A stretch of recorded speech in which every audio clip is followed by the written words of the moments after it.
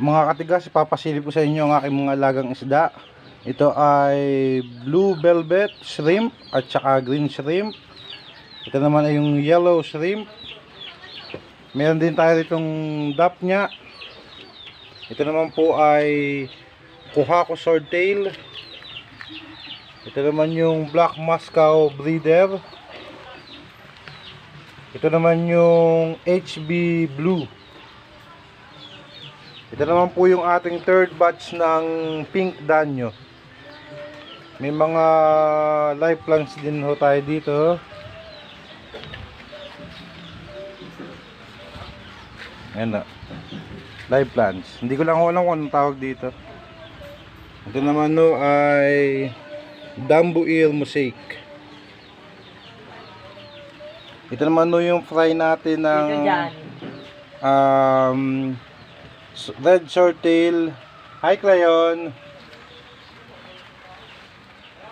Ito yung breeder natin ng Dambuil.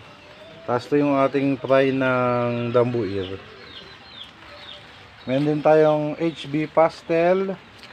Ito naman yung fry ng HB blue. Ito yung ating first batch ng Zebra danyo. Medyo malalaki na ho sila. Ito naman yung fry ng Toxid Dragon.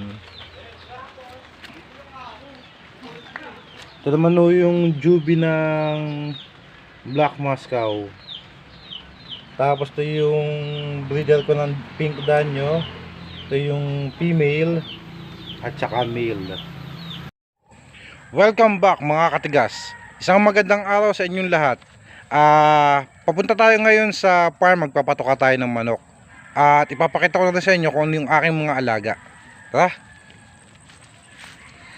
Bali mga katigas, may alaga akong manok, rabbit at isda. Nagbi-breed din ako.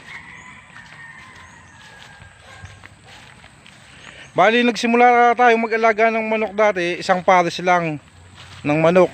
Tapos hindi ko pa alam kung anong breed ba ganung manok na yun. Nabili ko lang ng mura sa mga bata. Ngayon doon nagsimula yung hilig ko sa pag-aalaga ng manok at ng iba pang mga hayop. Ngayon papakita ko sa inyo ngayon mga katigas kung ano ba yung aking mga alaga dito sa farm. Ito, malapit na tayo. Medyo umaambon-ambon ngayon kahit mainit yung panahon, kaya medyo maputik yung daan. Ito mga katigas yung ating alagang light Brahma. Nabili pa natin to kay Sir Rogelio del Campo Nemes. Bali 2 months old siya ngayon, pero kita-kita niyo man ang titikas. Dito naman sa kabila, ito yung aking mga future breeder ng US Dark Mahogany. Bali sariling line ko na to, paanak ko na to. Pipili lang tayo ng ilang hen at saka cock na pwede natin gawing additional breeder. Ngayon tingnan naman natin yung iba.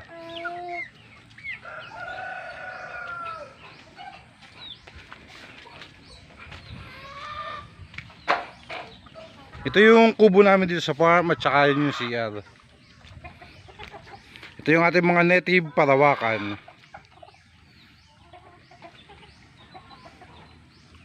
Ito naman mga katigas yung ating breeder ng Buff Orpington. Ngayon papasilip ko sa inyo naman yung mga alaga akong rabbit. Mga katigas, ito naman po ang ating alagang rabbit. May dalawa tayong klaseng rabbit na inalagaan dito. Yun yung Lionhead at saka yung Island-born New Zealand. Ito ang ating mga paanak ng Lionhead. May mga bagong anak pa rin Halos lahat yan, mga yan ay mga buntis na. At saka yung karamihan naman ay umanak na. Ayan.